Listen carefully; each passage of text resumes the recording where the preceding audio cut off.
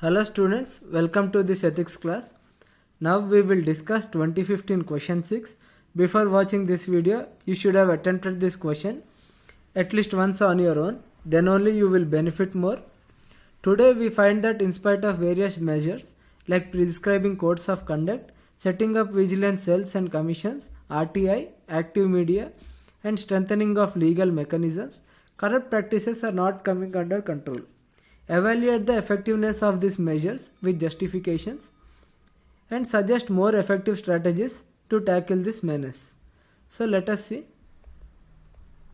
Effective of these measures is finally limited by values in society, which in turn affect values of public offices and vigilance cells, since public officials come from society. And finally, it doesn't matter how many offices you create or how many vigilance cells you create. Finally, there has to be ethical person somewhere, either directly in public office or in the vigilance cell. Without presence of an ethical person in such places, it would always lead to corruption and bad practices. Because ultimately someone has to uphold these values. Otherwise, any office can be misused. So without the presence of some ethical person in the office, the issue will never come under control. So it is all about the values primarily. No matter how many vigilance cells you set up, you can set up 1 lokpal, 2 lokpals, 3 lokpals, it doesn't matter. When people are corrupt in those offices, then corrupt practices will go on. The effectiveness is also limited by transparency limitations. Number of RTIs number of RTIs that can be filed. See, there is always transparency limitation. Not everyone can be behind every public official to see every work that they have done. It is not possible.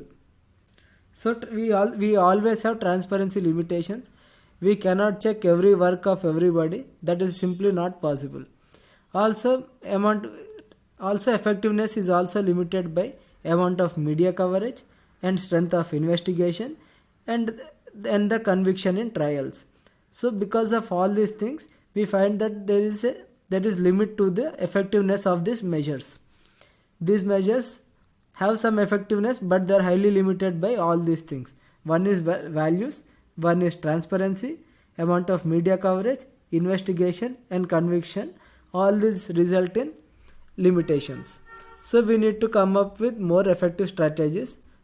These are some of the strategies that I could come up with. Value change in society with measures like value-based education, community programs and interactions, ethics training to civil servants, using various art forms to develop value change like music, movies, etc. So primarily we will be focusing on changing values in the society.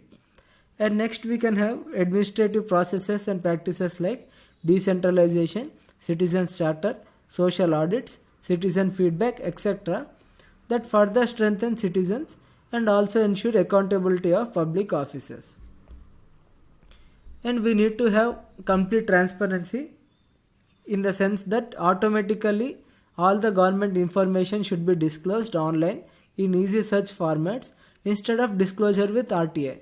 So this is a significant step towards complete transparency, so that the limitation is removed.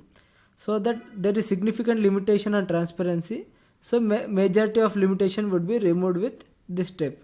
Even though complete transparency cannot happen, because not everyone can be behind not everyone can track every decision of public officials, but majorly this kind of measures would majorly prevent such activities and would result in much better transparency than taking information through RTI.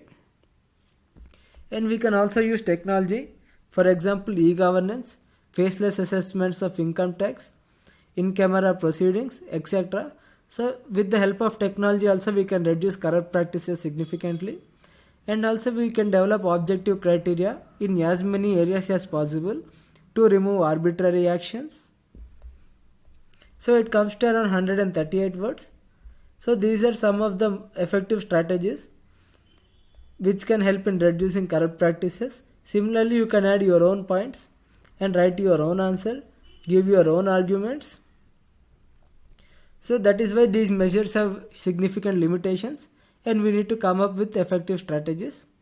So ethics is a very subjective paper. Similarly, you can develop your own answer. So that is all. Thank you.